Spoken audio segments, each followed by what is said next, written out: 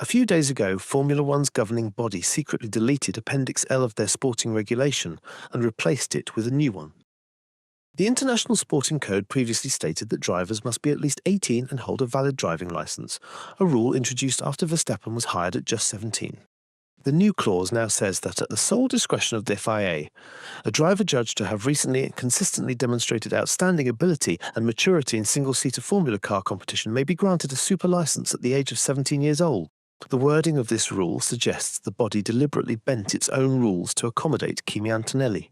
Mercedes have succeeded in arm-twisting the body to allow 17-year-old Antonelli race in Formula One before his 18th birthday.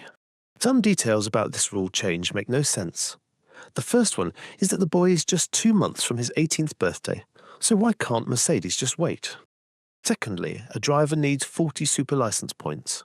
From our calculation, Antonelli already has over 60 super license points, so why did Mercedes have to lobby the governing body? What is so urgent about this driver, especially when a seat is currently unavailable? Paddock rumours initially suggested that Logan Sargent would be sacked so that Antonelli could take his seat for the rest of the season. However, Williams' boss, James Vowles, refuted that suggestion and hinted that the team, which is now owned by an American company, has no intention of sacking the American driver. If we are to believe the words of James, could it be possible that a seat in Mercedes could suddenly become vacant? This all looks a bit weird. The implication of the updated rule is that Kimi can now replace either Hamilton or Russell in the weekend practice session. But what if Toto intends to use him beyond just a practice session? What if Toto intends to bench Hamilton in some races so that Kimi can have a go? While this might sound far-fetched, Mercedes are not particularly stupid and will not just allow Hamilton trample on them before he sets off into the sunset in 2025. The team is clearly moving away from Hamilton, and Russell now gets upgrades ahead of Hamilton. If for anything, Hamilton's car is now being used as the test bed for Russell. The result has seen Russell beat Hamilton in 8 out of 9 races thus far. It is not insane to think that Mercedes will not try to bench Hamilton for some races. The rules clearly allow this. Under the current rule, a Formula One team is permitted to have 4 drivers per season. In their first year in 2005, one of Red Bull's cars was occupied by David Coulthard. The other seat was shared between Klein and Luisi. In the 19 races of that season, Christian Klein ran 15 races, while Luisi ran for 4. The reason why teams don't do this is that it is too hectic to swap different drivers from race to race, as every driver has their own unique setup.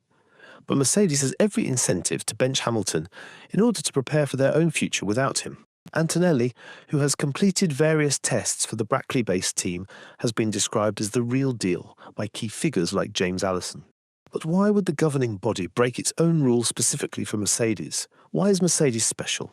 The only reasonable answer is this is a typical scratch my back, I scratch your scenario. The 2026 cars have faced heavy criticism, particularly from Horner, who believes the 50-50 electric and internal combustion power split will make the cars slower. On the contrary, Wolff has rubbished this claim by Horner and has given overwhelming support for the new engine rules. Toto Wolff has been a vocal supporter of the new regulation, perhaps because he needs to defend the FIA so that they can in turn grant him his own wish. It could be inferred that the Antonelli rule change was a way to pay back Wolff for his unwavering support for the body.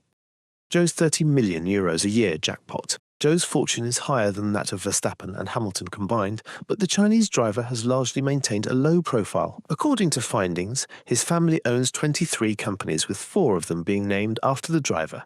His family owns a car dealership, China Guanyu Cars Group Holdings Limited, which pulled in revenue of $500 million in 2017 alone. This is just one out of many businesses. To underline how rich he is, in 2008, when he was barely 9, his father built a track solely for him and named it Guanyu Car Park. It was reportedly the largest, most modern karting arena in Shandong province, and it was built according to international standards. By comparison, Verstappen's father was driving him all around Europe to karting events, while Hamilton's father had to take multiple jobs to fund his son's career. Zhou, on the other hand, had a karting arena built for him. He comes with a guaranteed €30 million sponsorship money for any team willing to take him. It is unlikely that the F1 will lose that Chinese market because they couldn't find a seat for him. Zhou has the potential to become the most commercially viable driver on the grid by virtue of the humongous 1.4 billion population of China. With Audi buying over Sauber, the days of the Chinese driver seem to be numbered. Audi has acquired Hulkenberg, but Sainz is clearly not interested in the project. The option for the driver is to wait to figure out if Audi would be willing to pair him alongside Hulkenberg. However, the driver has confirmed he is open to joining Alpine, the same team he raced for during his junior career. If you remember, Alpine has sacked Ocon, which means the Chinese could pair with Gasly for 2025. Aside the €30 million he will give any team willing to sign him, F1 is under a lot of pressure to ensure that China's first ever driver remains on the grid. China is the #1 automobile market in the world, and in 2022, around 26 million new vehicles were bought in China alone. In second place was the United States, where just around half that number was sold. We would like to hear your views. Do you also think Mercedes can bench Hamilton for Kimi? Let us know in the comments. This is Front Lockout, signing off.